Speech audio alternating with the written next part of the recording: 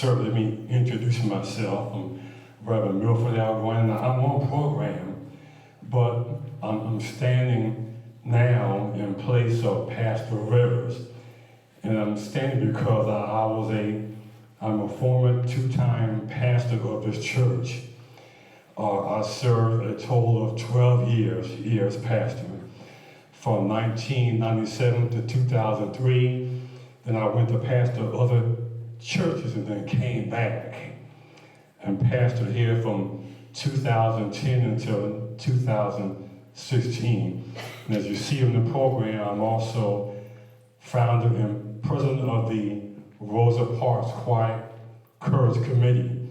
So Pastor Rivers could not be here, so I'm standing in his place as a fellow pastor and as a former pastor of this great church. So when I come out here, I'm home. Amen. It was good to be here, and in absence of Pastor Rivers, to welcome all of you to this very important gathering. And I know that Pastor's not here in person, but I know he's here in spirit. So again, on behalf of Pastor Rivers and all the members of Pleasant Plain, you are indeed welcome to this program. And at this time, we're going to ask that you just bow your heads as we now enter into a brief invocation.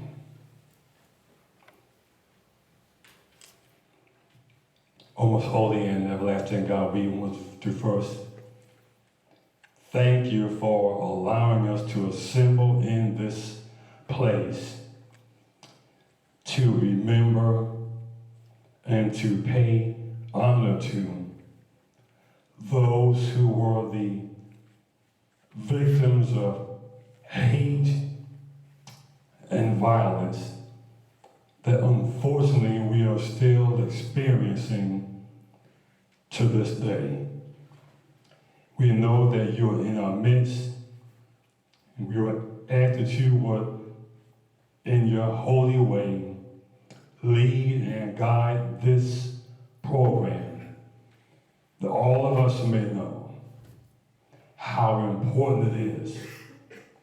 For in the words of Dr. Martin Luther King Jr., either we will learn to live together as brothers and sisters, or we will surely perish together as fools. Again, thank you for the gathering, all those who braved the inclement weather to be here for this occasion, and all the participants who were here, all the guests, special guests, clergymen, and all those who understand how important it is to never forget that we might be able to live and work in a spirit of unity and reconciliation. For truly, this is what is needed in this nation and world we live in today. So we say thank you, and all praise and honor due to you. In Jesus' name we pray. Amen. Amen. Amen. Now we're turning on over to our presider, my good and longtime friend, Dr. Sherrod DuPree, who will now lead us in the order of service. Thank you, Brother Griner. We've known each other probably 30 plus years. We worked together out at Santa Fe years ago. I see some other Santa Fe people in here as well. So I say thank you for this opportunity. Our song is the Negro National Anthem. And I was looking for, here she is, over in the corner there. I would like for you, Vivian, to come forward to the microphone and lead us in our Negro National Anthem. And she can also give us the history of the Negro National Anthem. Would you like to share a little bit of the history first? Yes, ma'am. Thank you. I'd rather share the history than sing, but here's what. The Negro National Anthem came about because J. Rosamond Johnson and his brother were the sons of a lady who was Jamaican, actually. She came to the United States, married their father, and had these two children, and decided to go to school to be a school teacher, which she did. And one year they were celebrating the birthday of Abraham Lincoln, and she wanted a special song for that occasion. So isn't this a marvelous thing? She has asked them for a song. One son wrote the words, and the other one wrote the music to this great song. So it was sung that day, and over time it became so popular, she belonged to the NAACP and convinced them to take this song on as our song, because you realize the national anthem didn't speak to us. And now that I know what I know about the national anthem, it really didn't speak to us. But this song gets to the heart of who we are. The first verse tells us not to give up, just to lift our voice no matter what. And the second verse talks about the hardship, stony the road we trod. But the last verse is a prayer, and it's done softly. God of our weary years, God of our silent tears. So when we take that all into account, this song became the Negro National Anthem, sung at all the big events, at all the schools, at all the churches, everywhere that we went, and a glorious sound was always heard. In my school, it was 2, 3, 4-part harmony, just a cappella, because this song meant a lot to a lot of people. So we didn't have to use a paper, we had to learn it. So we don't need to lose this piece of history. I'm sorry I said so much. But if you would stand in recognition of the Negro National Anthem. Lift every voice and sing till earth and heaven ring, ring with the harmonies of liberty. Let our rejoicing rise high as the listening skies. Let it rejoice loud as the rolling sea. Sing a song full of the hope that the dark past has taught us. Sing a song full of the hope that the present has brought us. We sing the rising sun of our new day begun. Let us march on till victory is won. Stony the road we trod, bitter the chastening rod, felt in the days when hope unborn had died, yet with a steady beat have not our wearied feet come to the place for which our fathers sighed. We have come over a way that with tears have been watered. We have come treading our path through the blood of the slaughtered. Out from the gloomy past, till now we stand at last, where the white gleam of our bright star is cast. Stony the road 3 years, God of our silent tears, thou who hast brought us thus far on the way, thou who hast by thy might led us into the light. Keep us forever in the path we pray, lest our feet stray from the places our God where we met thee, lest our hearts drunk with the wine of the world we forget thee. shadowed beneath thy hand, may we forever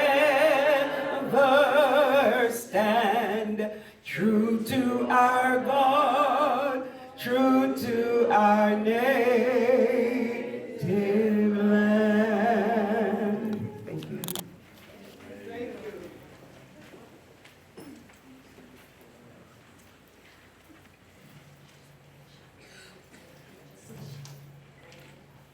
The memorial occasion for the Newberry Six victims.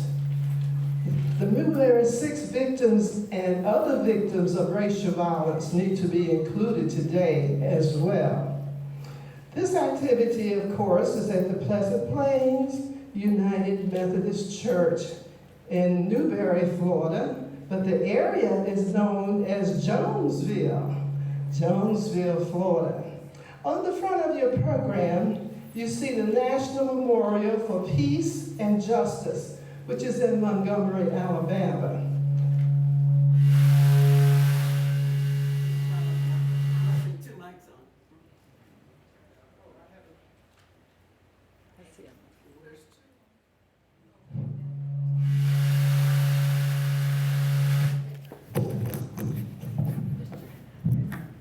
Okay, go ahead. Thank you, sir. All right. We were mentioning about the National Memorial for Peace and Justice in Montgomery, Alabama. It stands for the hanged and beaten, for the shot, drowned, and burned, for the tortured, tormented, and terrorized, for those abandoned by the rule of law. We will remember. With hope, because hopelessness is the enemy of justice. With courage, because peace requires bravery. With persistence, because justice is a constant struggle. With faith, because we shall overcome.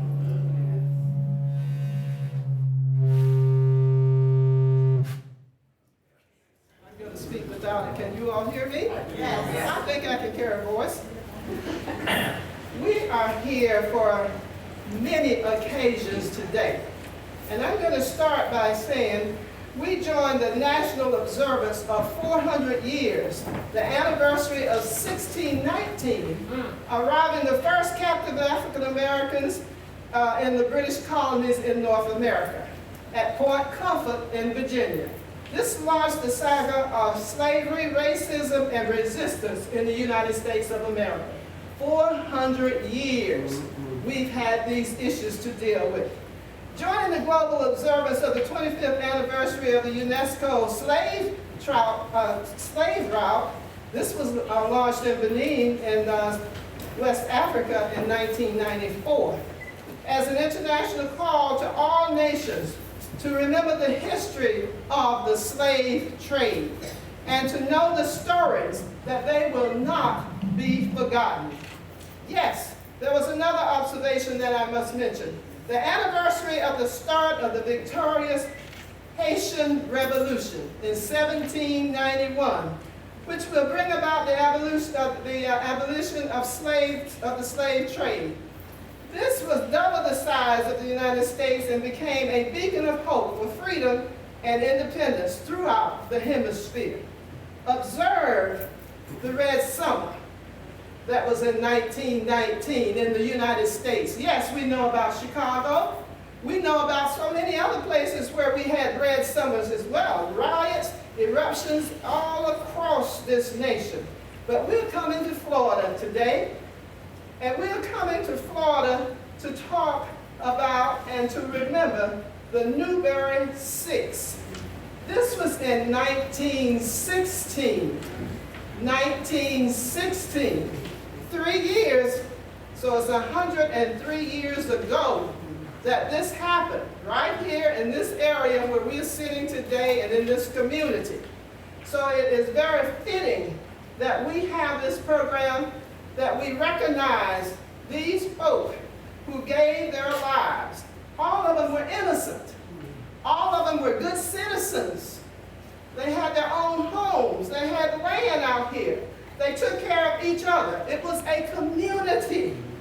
And when we live in a community, we help one another. And those 6 names I will read. Jim Dennis, there's a light for him. Stella Young, Mary Dennis, Bert Dennis, Reverend Josh Baston, it has J.J. Baston, and Andrew McHenry. Those are the 6 that we're honoring today, but there are so many more that were killed during that time span, dealing with the early part after the World War I, and then dealing also in this area with the boll weevil that came here in 1916 and before. And the boll weevil was killing the crops with your cotton. So there were many reasons why we think the Newberry Six occurred, because people had to keep their sense of place, and they had to keep their sense of wealth. And they did not have the money that they had in previous years. So this occurred. I will not give you the story because that will be shared later. But the main thing is I want you to remember that we are here today for the Newberry Six family. Thank you. And next we'd like to have Newberry Six family recognition by Mr. Wyard Dennis. Would you please come up, Deacon? He is the Deacon of Second Morning Star Missionary Baptist Church.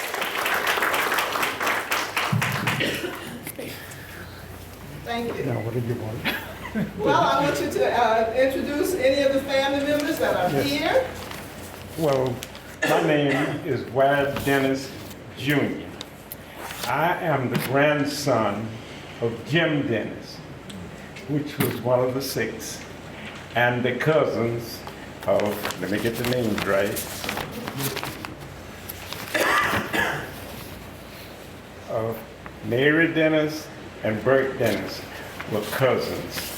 And I am here to tell you all, God has brought us a long way.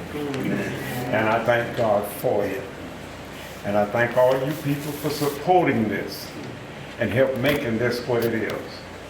And we continue to trust in the Lord and do good to each other and love each other, because love is the main thing. If you got love, you ain't got nothing to worry about. Everything's gonna fall into place. Thank you. Thank you.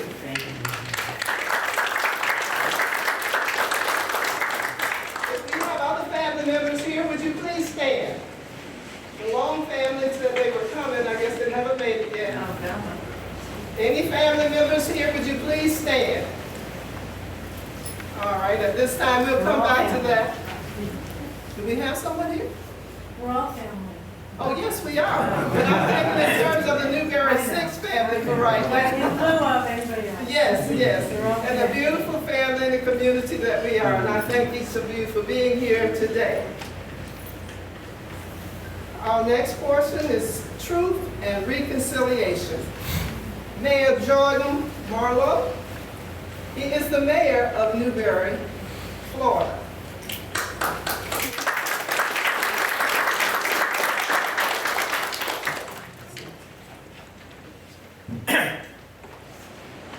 I may not need this microphone, but I'll stand here just in case. I didn't bring any prepared comments today because honestly, this is starting to feel like family. And for me, that's exactly what Truth and Reconciliation is intended to do. It's to rebuild a community back into a family, which is what we were always intended and called to be. We're here today to memorialize, and we're here today to remember, but I would also very humbly suggest that today, finally, we can celebrate that we are here together, and we're here together openly talking about and admitting something that happened over a century ago. 102 years ago, crimes were committed that caused a pain that ran so deep in this community that it has kept us at odds and at bay ever since. It is a pain that runs so deep that it would probably be difficult for anybody here to articulate exactly all of the problems that have stemmed from that pain. And you know, part of our community has pretended, part of our community has ignored, and then we got to the place where we said, well, it happened so long ago, let's leave it back there. Let's not bring it, let's not talk about it anymore. And the problem with that is that when members of a family experience pain and we don't address it, then it didn't happen 103 years ago, it's still happening today. Yeah. So I'm proud, and the little piece of celebration that I would humbly submit to you is that we have at least gotten to the point where we have admitted that it's happened. We've recognized the truth, and we have apologized. Now for me, my kids are sitting in the back right there. And for those of you who don't know, I'm a student at Newberry. I'm a teacher at Newberry High School. I'm always a student also. But I teach my students that apologies are empty words without action and without change. Yeah. So it is wonderful to apologize, and it is absolutely a first step. But it's not the end step. It's not the last step. It's the beginning of a new chapter, and it's that beginning that will allow us to truly become the family that I believe we always have been. We've just been estranged, and it's time to rebuild those bonds. So about 2 years ago, some community members came to me and they said that they wanted to embark on this process. They said that it was time, and I agreed. Been 102 years. And that first conversation has led to action in the city of Newberry. Not empty words. We have come together in new ways to build new memories, new bonds of friendship and family. And I'll just share one of those activities with you because it just happened. We took a busload of folks to Montgomery, Alabama. It's pictured on the front of your program today. And I want to share this story. I'm not going to tell you about the whole trip. That would take too long. But we had a bus that was going to take us. And that bus broke down. So another bus picked us up. The first bus was from a local church, the one that broke down. Another bus came from another local church to pick us up. We got all the way just past Lake City, and that bus broke down. And before we were stopped on the side of the road, we had two other buses headed towards us to pick us up and take us the way. Now, I share that with you because to me, this trip that we took was a metaphor for truth and reconciliation. It took an awful lot of planning and struggle to get it started. It had a rocky and rough beginning. A lot of times, I'm sure a lot of folks on that bus thought we weren't going to make it. But we persevered. We did not let obstacles prevent us from getting there. And when we got there, this group was so adventurous and so dedicated, we didn't say we're just going to go to Montgomery, Alabama. We went further to Selma. And we went to Selma and we experienced that. And then we were able to come back with each other. That whole bus ride ended up being about 7 hours there, 7 hours back, if you take out all the breakdowns. And in that time, we shared stories of why we were on the bus together, why we believed in the process that we were working on together. And this process of truth and reconciliation is not about wiping away the past. It's not about covering up the past. It's about bringing out the truth of the past and then building new bonds together to move us into the future. Shared experiences, shared memories, shared bonds of familial community. So I'm very proud of you, really. I'm proud of this community that has come together and recognized that it's time to work on this, that it's time to admit it, that it's time to discuss it. And I'm not going to ask for it today because I don't believe that we've earned it yet. When we had the unveiling of the marker, it was a pleasure to finally be able to stand in a public forum and say, I'm sorry. As I believe any human of compassion would do for what happened in 1916. But one day, and I do not know when that day will be, but one day I'll stand in front of you and I'll ask for forgiveness. But before I ask for that, we have a lot more work to do. And today is part of that work. So thank you for coming. Thank you for everybody who helped to host it. And I look forward to the rest of the ceremony.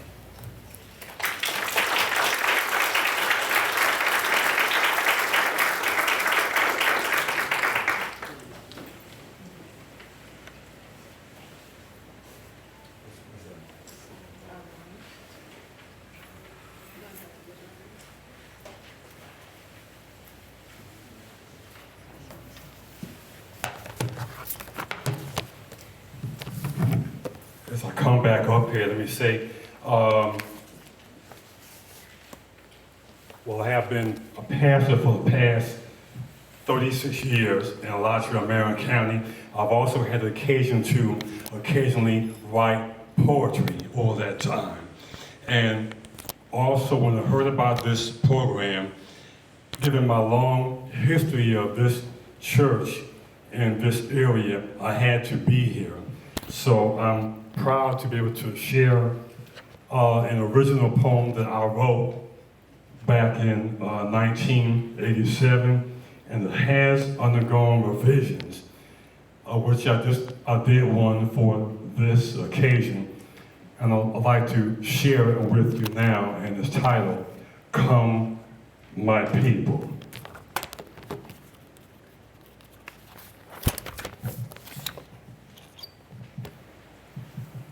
Again, first written and shared in 1987.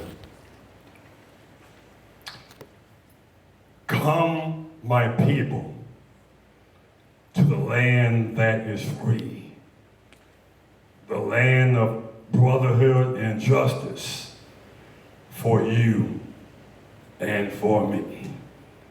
Come, my people, let us make our mark and show others we will not remain in the dark.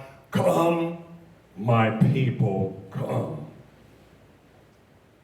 Come, my people, there's work to be done, bridges to cross, victories to be won. To the land that is free with heads held high, we won't be stopped until we reach the sky. Come, my people, to the land that is free, the land of understanding of reality.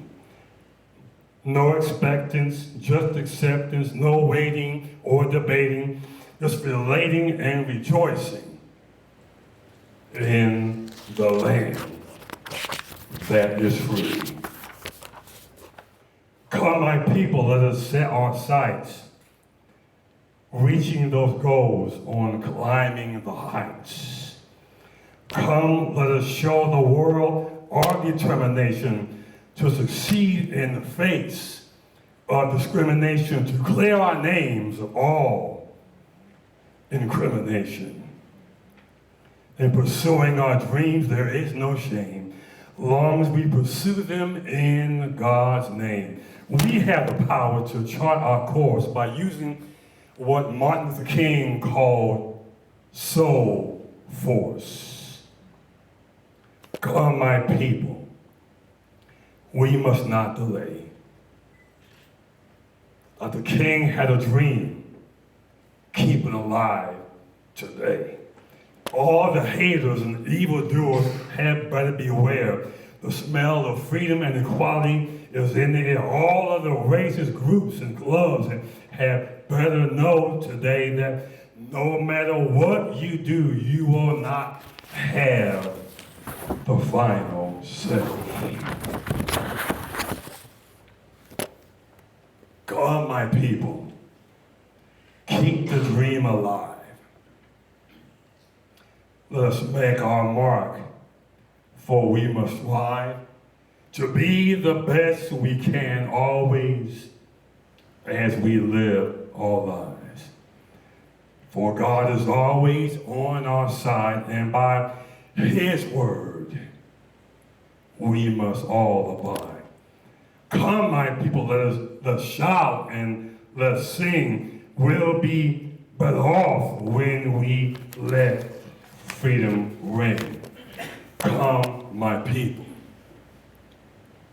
to the land that is free. Thank you, and God bless you.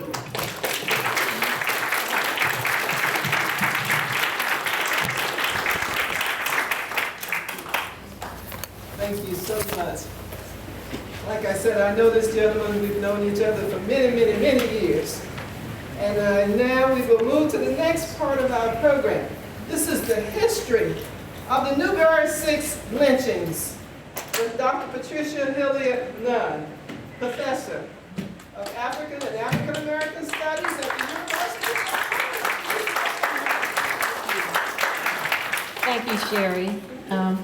First and foremost, I give thanks just for life, health, and strength, just to be able to be here. Next, I just want to say I don't feel no ways tired. Amen. Come too far. We've all come too far from where we started from. Right. Oh, yes. And nobody told us that this road was going to be easy. But I don't believe that He brought us this far to leave us. So thank you for the opportunity to just share this again. Obviously, I can't share all of that history in 3 minutes, right? And originally, I was thinking we would be outside and you could read the marker and get that history. But I'll give you a little taste because there's some people who probably haven't heard me. And to some of you, they're like, there she goes again with the broken record. And so I am just pleased to be able to be here. Because we stand on the shoulders of giants. And of people whose stories should have been told a long time ago, but in many ways they have been being told. Last night I was with Mayor Marlowe at the Rosewood banquet. I saw a beautiful play. Some of the actors and actresses are here who taught people about what happened just up the road from here after the Newberry Six lynching. And the thing that struck me during that play, which was very powerful because it was, it was the drama of it, it was acted out in the story, is that when we tell the stories of the trauma, and it was terrorism, the people dealt with and they're still dealing with, is that we don't always talk about these were people who came from powerful communities of thriving communities, people who laid the very foundations upon which we stand today. That when we talk about this area that we're sitting in today, the Jonesville community, people say the Newberry Six, but it was people taken from the Jonesville community, which was predominantly black people living out here. Some were the descendants of those who had been enslaved on plantations in Alachua County. And you all know Alachua County was the 7th largest slave-owning county in the state of Florida. And many of those plantations were here, including the Jones plantation, which Jonesville was named after. So when we look at that history, we see these relationships between some of the people who were lynched, some of the families of the lynchers who had gone back to the plantation times.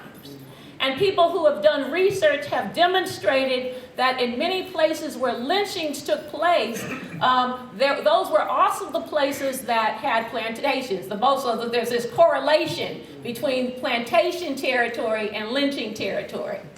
The other point I just want to make at the start is that Florida had the highest per capita rate of lynching in the United States of America. And it was not Mississippi, it was not Alabama, but it was Florida. And in that number, it was Alachua County that was at the top of that, not the top, but probably the third, we think, on that list. And so if we can put that into context and envision us coming out of that period of slavery into Reconstruction, and people set about establishing churches here. They had worshiped during the period of enslavement. They had schools out here. There were families here thriving.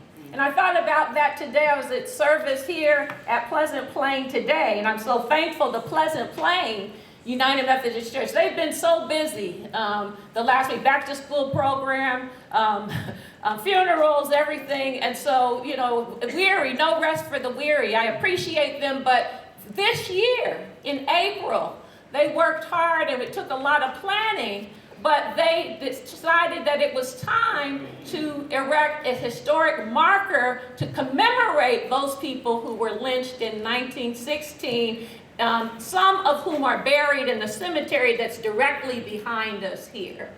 And so the marker is here on that property to honor the work and the brilliance, the tenacity of those workers who worked here, right here in Jonesville. They weren't just the hired help, they were running their businesses. Many people from this community would go into Gainesville and they were teachers.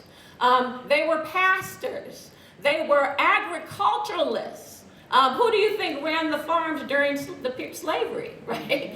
And they were landowners. And so what we know in the case of many lynchings, they took place because people wanted their land. And there was often a ruse to trick people out of their land. And because it was during that period of Jim Crow, where African Americans didn't have any rights, they could get away with it. And in fact, there were many cases where people would take the land, take other people's land, and they say, okay, well, you can just have it. Okay? You can, all right, you can have it. What is the person going to do? So by the time we get to 1916, and of course I have to jump over a lot of information here, and you're talking about the phosphate mines, you're talking about people working, living side by side, descendants of slave holders, some of the people who had been alive during the period of slavery were still alive. During that time, they're living, working in these communities here. They had family all over Alachua County. It had relationships. And then we had the issue of what? Somebody accused somebody of stealing hogs or being a part of a hog stealing ring. Okay? And this is the story that we continue to tell in connection with the Newberry lynching. And so we may never know the full truth of what happened that night, but just quickly, just to recount a few points, and then I'll wrap on that night. And this is the day. This is what, August 18th, 103 years ago. We had a case where Sheriff George Wynn, who happened to be the youngest brother of the it gets complicated. I'm looking at my friend Janice back there because everybody in Alachua County is related. But anyway, but how many of you? Let me do it this way. How many have heard of the Dudley Plantation? Okay, the Dudley Plantation. So there are all these connections and family relationships. So when we talk about the Dudley Plantation, you're talking about a family of people who were here since the period of slavery, who worked, in some cases employed some African Americans on their plantation. But what happened was the wife at the time, the matriarch of the family, was the sister of the constable, one of the constables here in Newberry. Well, that person, George Wynn, supposedly, allegedly, went to issue a warrant to question, they say, not even a warrant, to question a man named Boise Long. Okay? And Boise Long lived in this area, in the Jonesville community. Well, guess what? They show up, and he and a couple of other people show up at about 2 a.m. in the morning to issue this warrant, or to question him about stealing hogs. Well, what we know happened is that Boise Long wound up shooting them. They wound up, somebody shot Boise Long. He was hurt.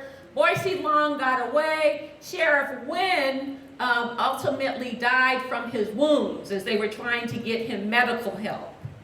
Well, here you have the death of a law enforcement officer who was related to a prominent family in the community. Some people said, oh, they weren't that prominent. Yes, they were. There are not one but a handful of families here, and they were one of the most prominent ones. You know, they would have a large family.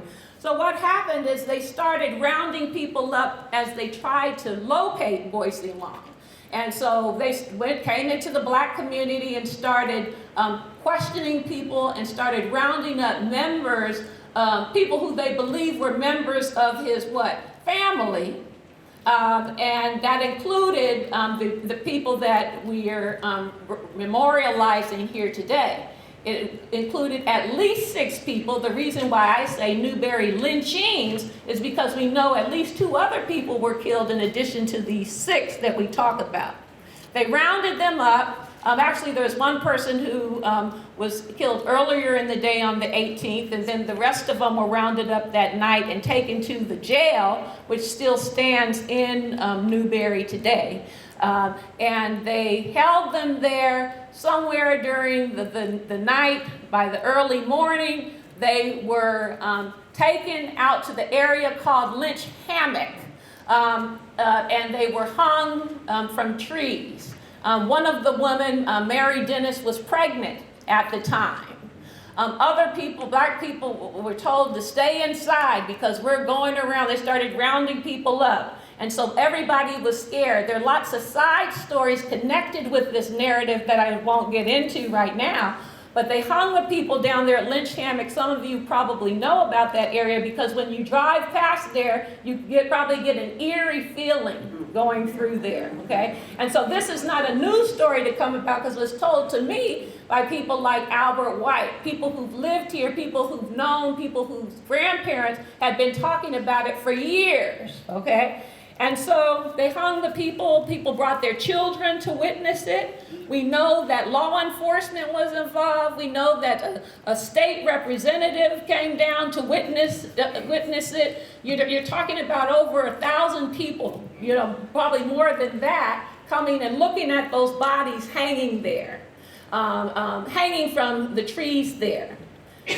Children were brought out there and told to witness. We don't know what types of souvenirs they may have taken from the bodies of the people, which was a tradition at lynchings. They often take a finger. Sometimes they would mutilate the bodies. And part of the oral history goes that a strip was taken from the back of Reverend Josh Baskins to make a whip. And a local doctor bent down, cut the whip out of his back and said, I'm going to make a cracker out of this, okay? And so there's nothing that those people could do. There was nothing that their families could do. Another one of the stories says that Reverend Josh Baskin said, God, they're going to kill me. There's nothing that I could do, but will you please just light up this forest, just to show, that they were wrong. And they say that the forest somehow lit up when that happened. But I think that the key thing is I think that the saddest, that was sad enough, but that the sadness extends, the horror or the terror was extended because of the failure of the media. Don't look, surprise, surprise, right? Because they were dishonest. They lied about it, and they said that these people were part of a hog-stealing ring. And these 2 women, and which we know is a lie, because these are people who were farmers who had their own animals. They sell their own animals. They grew their own food. They traded with different people. And part of the oral history is also that when the sheriff came to the house to get Boise Long, the person who was not lynched, by the way, I'm going to come back to him. He said, just take what you want. Take whatever hog you want. Go ahead. Take it then. He knew that it wasn't their hog. He said, but take it, because he knew that there would be trouble. and they didn't take it. So there's more to that story, which we're continuing to uncover facts about because of the silence that is still out there today. We're still uncovering truths about what happened because people are still, keeping the secrets, the past secrets on to their children and grandchildren, and they're still not telling some of those things, okay? Sometimes they do right before they pass, but that's not always the case. Nobody was ever charged with the lynching of these people. There was a trial held. There were people on a jury. There was a judge. I already told you law enforcement participated in the lynching. We even know the names of at least 2 of the law enforcement officers who participated. One who helped tie the noose. Eventually, Boise Long turned himself into another Long who wasn't related to, they turned him in to Sheriff Ramsey in Gainesville. He was tried and convicted in 11 minutes. And then, he was legally hung downtown, okay? But what had happened was when he was turned in, we believe that he turned himself in and was encouraged to turn himself in because it was like, look, it's either you or it's the rest of the community. You understand? So it wasn't a matter of, look, are you innocent or are you guilty? But it was a matter of, wow, if they don't get justice from me, they're going to continue killing the entire family, okay? And so it brings us to today, which is what we're doing, and happy birthday, Mayor Marlowe, his birthday. He was in the play last night, did a great job, right? But it's this principle of Sankofa, okay? Yes. Sankofa is a Ghanaian concept, which means go back and fetch it. Or in order to move forward, you must first understand what happened before.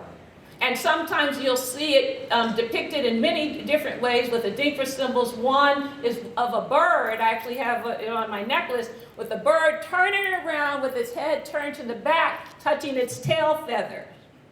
And sometimes that bird has an egg in its mouth. And that egg represents the rebirth. So it's not to look back and live in the past, but it's to have a new rebirth, a positive rebirth, and to move forward in a positive light. And so therefore it becomes important to have these memorials. We had one back in 2002, and people weren't really comfortable speaking. We did have one for the 100-year anniversary with Linda here at Pleasant Plain, and then the dedication of the historic marker back in April. So very important.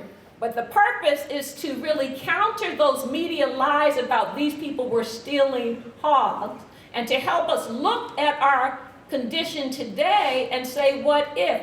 I think, what if someone had said something at that time? A lot of you in this room, I know, have asked that with your own circumstances. Well, what if somebody had said something? Or didn't somebody say something? Or didn't somebody know something? We have those situations taking place in 2019 today. And so it's comfortable to look at 1916 and say, yeah, now we're telling the truth about that.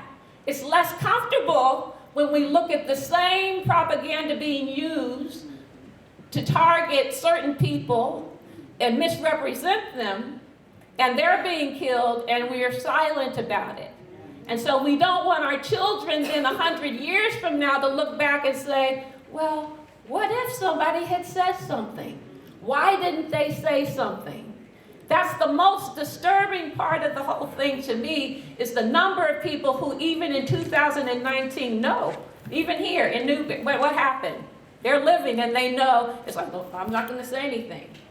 Now, it's a blessing, family, because this is family here, that more people are slowly beginning to open up because they understand how important that truth is. And so I just, it's nice to get together and to memorialize people, but I hope that you'll all encourage people that you know who have information to share that information as we move on. And so that's the point. If you have other questions about that history, we can talk about that. I wanted to keep that short, but just remember that basic principle there of Sankofa, and understand that that telling of this story is not a new thing. It didn't start this year, didn't start last year. We've been doing this, I've been here, I don't know how many years I've been, we've been talking about this and other incidents, because this lynching was not the only one that took place in Alachua County or in the state of Florida that we know about. And with the Rosewood lynching, after all of that work, all of that research, what the courts did before everything was done and they paid so-called reparations, they put a clause in there that said that after this case, what? Nobody else can sue and get compensation for things like the taking of the land, taking of the property, and things like that. Regardless of if you know who did it. They're like, we're gonna pay this. But keep in mind, Florida has this long history. And so they knew what kind of doors they were opening if they did that. So thank you very much. Thank you for coordinating the program. We still have work to do. Family, I love you.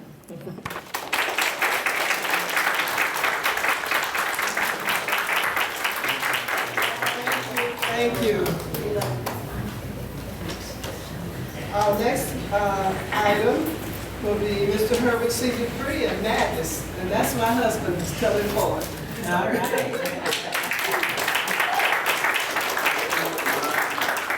I'm going to pass a picture around and you can look at it, and it has relevancy with respect to another poem. I'm going to give you the unkindness of others, and then I'm going to give you a poem about the game children play in Chicago, and that's related to this one.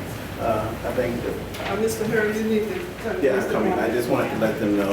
And, you know, look at it, and then you may ask yourself, what's the relevancy of that? Well, it becomes relevant when you hear this other poem, The Unkindness of Others. It is hard to get through the day, when the night was thick with intrigue. Take a fresh mind into every day, minimizing the unkindness of others. Asking oneself, can one relive life's depository moments of happiness? Can we do the one thing which is required of us? Walk humbly and seek that which is good? Or can we again bury our dreams? Mute troubadours, fearing our own angry words? Or can we take a fresh mind into every new day, minimizing the unkindness of others? The games children play in Austin, Chicago, and that's where the picture that's going around hopefully makes a little bit more sense. Austin, Chicago was one of the really so-called nice neighborhoods in the 60s in Chicago. It's on the far west side of the city, and then it fell on very bad times. People talk about Inglewood, but Austin was equally troublesome in terms of the self-destruction that took place in the black community. So this is called the Games of Black Children in Austin. Games of black children in Austin are forgetting tools for war-weary children full of sadness. Yet even these children may wander into unmarked territory, their frail bodies deposited in Burr Oak Cemetery.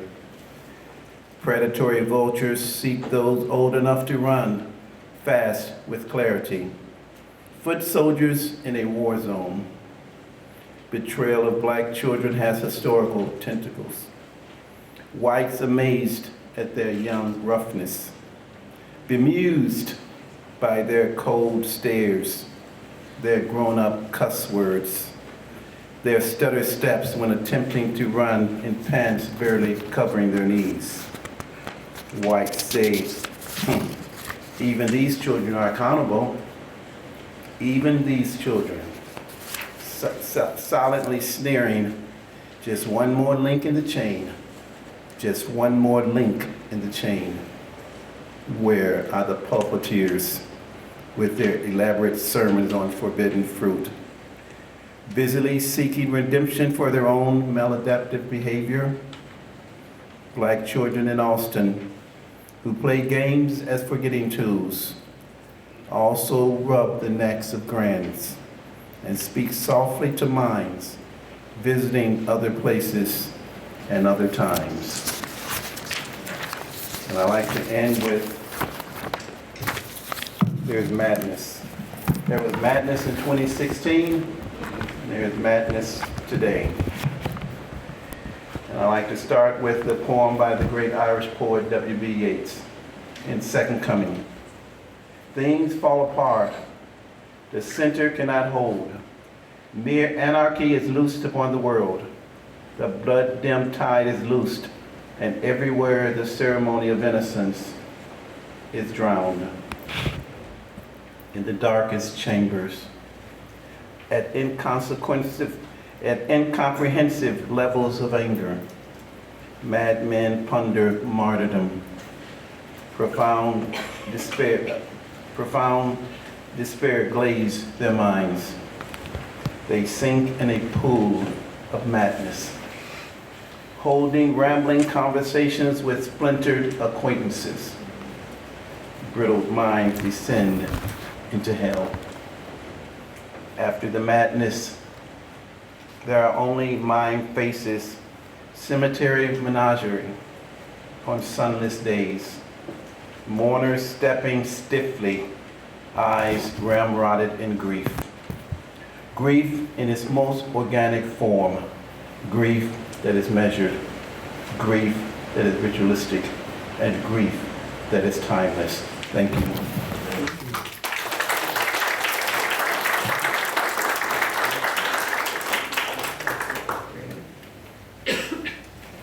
Memorial prayer. Two back from me.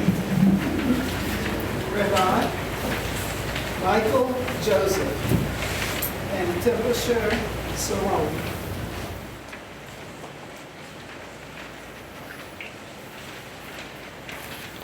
Good afternoon. It's an honor to be here in this historic place with this historic congregation.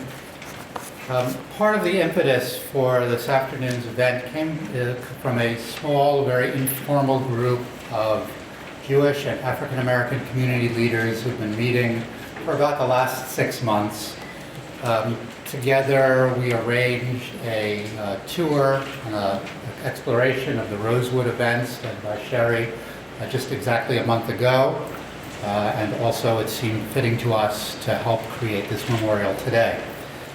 These prayers before you are taken pretty much word for word from the Jewish tradition, and I hope you'll find them very universal in their sentiments. And I'd ask you to please rise, and please feel free to join together in all of these words. We'll begin with this line from the prophet Isaiah. V'natati lachem b'veiti u'v'chomati yad v'shem tov mibanim u'mibanot shem olam eten lo asher lo yikaret. I will give them in my house and within my walls a monument and a name. Better than sons or daughters, I will give them an everlasting name which shall not perish.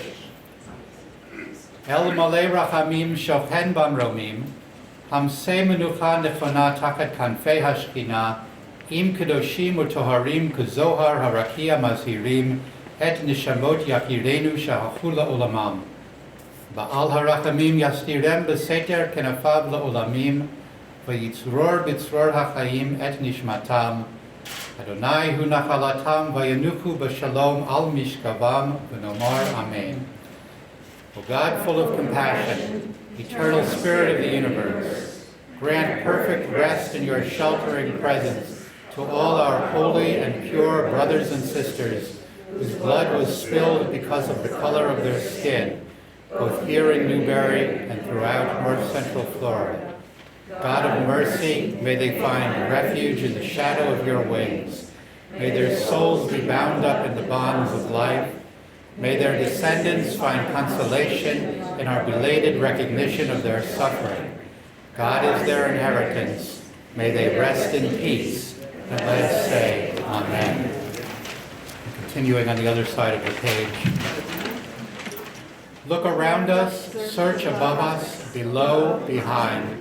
We stand in a great web of being joined together. Let us praise, let us love the life we are lent, passing through us in the body of humanity and our own bodies. Let's say Amen. Time flows through us like water. The past and the dead speak through us. We breathe out our children's children, blessing. Blessed is the earth from which we grow. Blessed the life we are lent. Blessed the ones who teach us. Blessed the ones we teach. Blessed is the word that cannot begin to express the glory that shines through us and on past distant suns forever. Let's say Amen.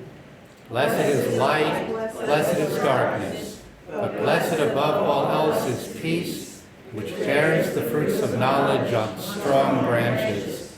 Let's say Amen. Peace that bears joy into the world, peace that enables love, peace everywhere. Blessed and holy is peace. Let's say Amen. Thank you. Please be seated. At the end of our ceremony today, we invite you, if you wish, if it's not too muddy or too wet out there, to perform a custom which is very deeply traditional within Judaism, but again accessible to everyone. Myrna Nimes, who's sitting over there, who's one of this small group, has brought some small stones, pebbles. And it's traditional in Judaism to place a pebble on the gravestone of one we are remembering, one we love or someone we're remembering. It's a custom that stems from ancient days in the land of Israel when burials were mostly in caves, and the caves had to remain sealed to keep out wild animals. And so when you visited a grave of someone that you loved, you would build up that barrier in front of the cave. So we do that now as a mark of our continuing memory and love for those people. And that will be available to you today.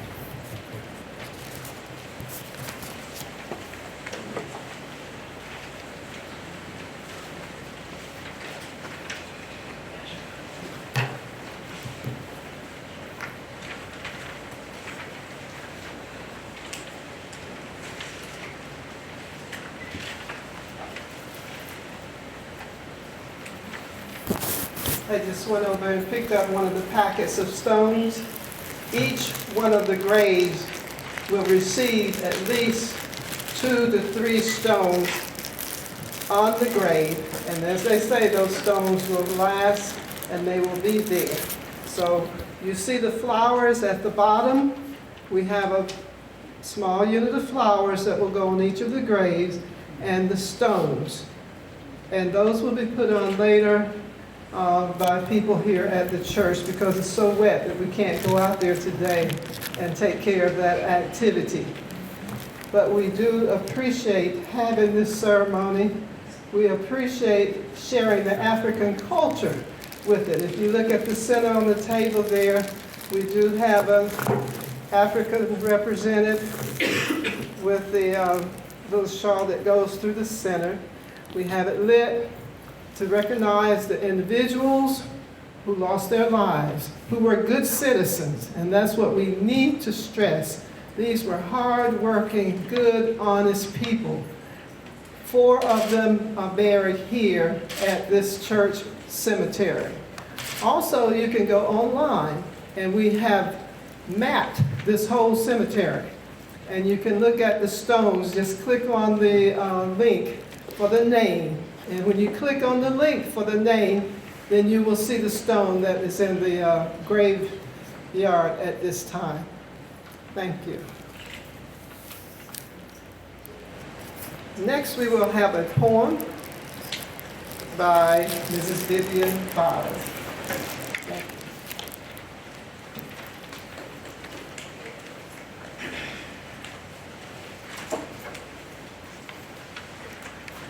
I do appreciate the opportunity to be here because this is what it's all about. But I have to tell you from my heart, this is very hard. Don't ever think that African Americans get through this easily. It's very personal. It hurts. It hurts very much to relive it, but relive it we must. All of us have a lynching story. My dad in Old Town, Florida was almost lynched, but the sheriff in Trenton's brother went and got him and hid him so that he wouldn't get lynched. So there are good people on both sides, but the stories go on. They go on, and they're personal, and they're private, and they're painful. But we are willing. We're willing to go there, because we know if we don't go there, our children are never going to be free until we're all free. There are none of us free. So what we're doing today, I'm going to have to apologize. I have to do this on my phone. I'm old, don't have good eyesight, a lot of things going on, but we're going to get through this.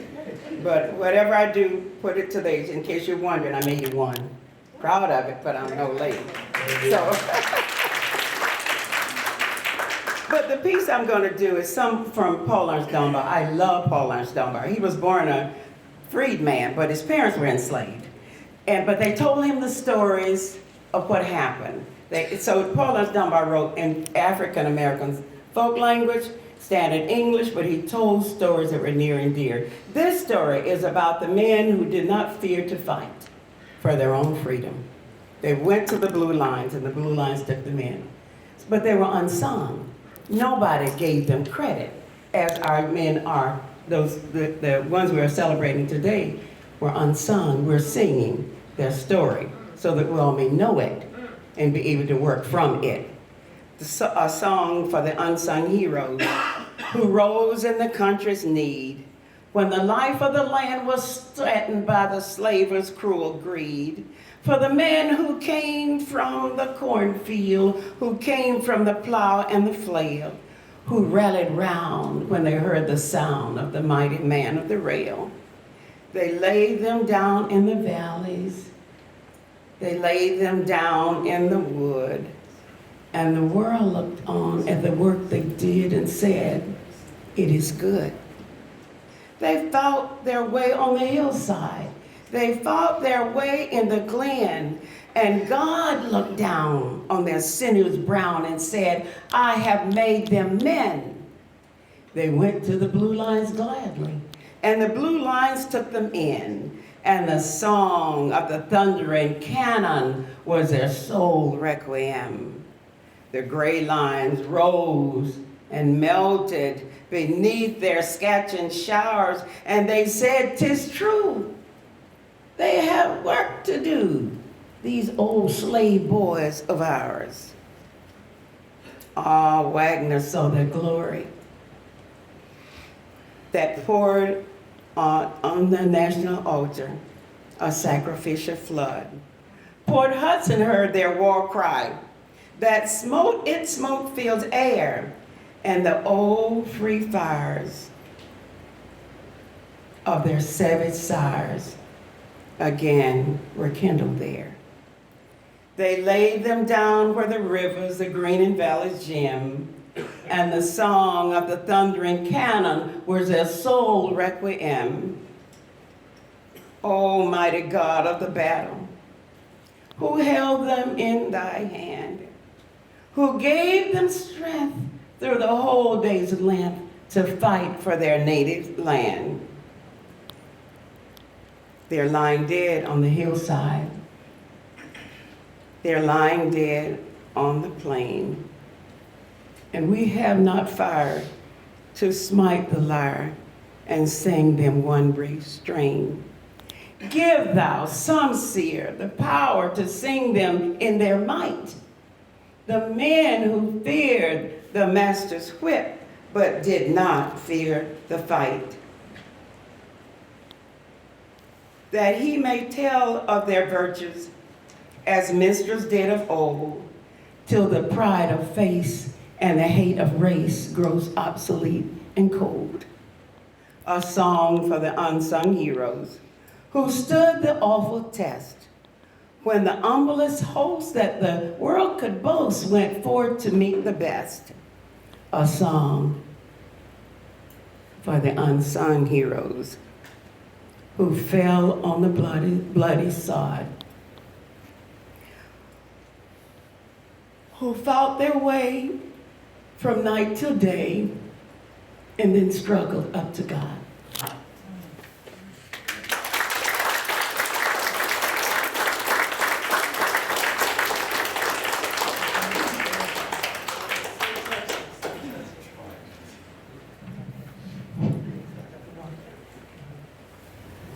God bless you for that. Thank you so much. It's very touching, very touching. We're to the point now of acknowledgments, and we have people that we would like to recognize. Mrs. Linda Fields, are you here, Sister Fields? Made it possible for us to be here in this building tonight. And we want to say thank you. Thank you. I just want to say one thing. I spoke to Minister Eunice Myers. She's a descendant of, Mary Dennis, Bert Dennis, and Jim. And I spoke to her. She was here at church she funeralized her son yesterday. Yes. And I spoke to her briefly about it. But she wanted me to share that she thanked you all so much for what you're doing. And one thing that she wants, hopefully we'll all strive forward, and she really wants to stop the violence. And she's 100 years old. We had her huge birthday party on March 23rd. Yes. So, to God be the glory. So thank you all so much. Thank you. Thank you. I want to ask again if we have any other family members from the Newberry Six here who've come in. I want to recognize other church members. Yes, please. This is Linda Rush. Yes, please, Ms. Rush, stand up so we can see you, because you made it so we could be here. Yeah. Thank you. Henry McCray. Oh, yes. Back here, Miss Adele Ivy. Back here. Ms. Hardy, yes, thank you, thank you. Hello, my niece, India. Please stand so we can see you. Thank you, thank you. Now, I do have something special that I have to say about Mr. McCray. Because when I did the study, I did the Newberry study for the house and for the property to be considered for the state of Florida.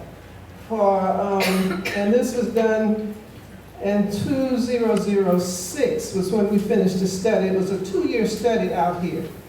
And it was a very touching study. I don't talk much about it because it causes me to feel somewhat uneasy. But the truth is the light. And a lot of things that I put in there were not used. And I say this before everybody who's here tonight. And of course now it is known as the Dudley Farm, and we're very happy that they have it, and it's a state-recognized situation. But when I interviewed the African Americans out here, they call it the plantation. They would not give it the respect of a farm. And many of the stories that were had and talked about were just unbearable. And I want you to know that Mr. McCray was one of the men that took us from place to place to get these stories. The Ross family was another one. There were several families, the McHenrys, the Welches. So when we start talking about these atrocities, we only talk about one family. You haven't heard anybody but the Dudleys. Oh, but there were other families out here as well. And I can tell you who they were. And they were part of this situation.